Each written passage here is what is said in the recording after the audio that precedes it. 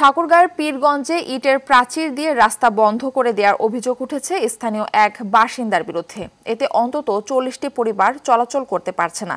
এদিকে যাতায়াতের ভোগান্তি দূর করতে প্রয়োজনীয় ব্যবস্থা গ্রহণের কথা জানায় প্রশাসন। ঠাকুরগাঁও থেকে স্টাফ রিপোর্টার জয়নাল আবেদিন বাবুলের প্রতিবেদন, জানাচ্ছেন সায়েদ মাহমুদ।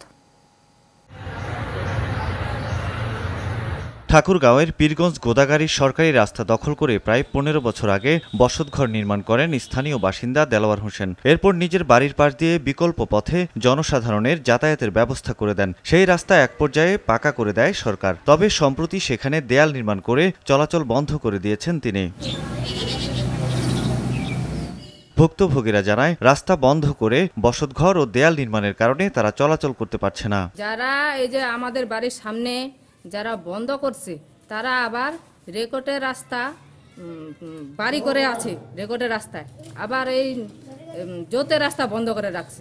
দুই পাশে বন্ধ করে রাখছে ওরা, এক পাশে বাড়ি এক পাশে পাঁচিল, প্রায় 40-50টা বাড়ি। আমরা এখানে সবাই বন্দিখানার মতো পড়ে গেছি। হঠাৎ করে যদি অসুস্থ কেউ বাসার মধ্যে হয়, রুগীটা নিয়ে যে হসপিটালে যাবো তার কোনো ব্যবস্থা নেই। আমাদের এই রাস্তাটা বন্ধ করে দেওয়া হয়েছে, এনে আমরা ঠিক মতো স্কুল মাদ্রাসায় যাইতে পারি না। যার জমি সে তো পাঁচিল দিবেই, ওরা রেকর্ড এখনো ছাড়ে নাই, তারা পাঁচিল এখন দিয়ে দিছে।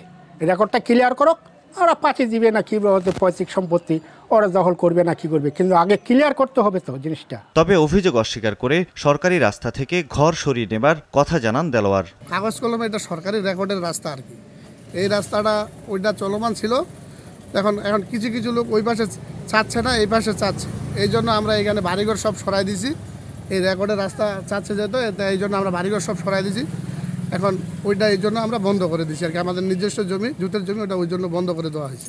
ভোগান্তি দূর করতে শিগগির এ বিষয়ে পদক্ষেপ নেবার কথা জানান এই কর্মকর্তা। সরজমি নিয়ে তদন্ত করে প্রয়োজনীয় ব্যবস্থা গ্রহণ, পাশাপাশি জনসাধারণ যাতে নির্বিঘ্নে চলাচল করতে পারে সেই নির্দেশনা দিয়েছিলাম।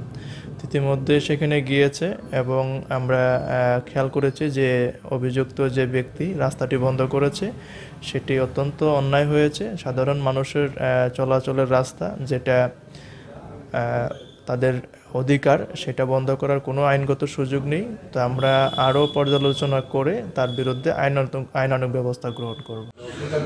সাইয়েদ মাহমুদ, RTV।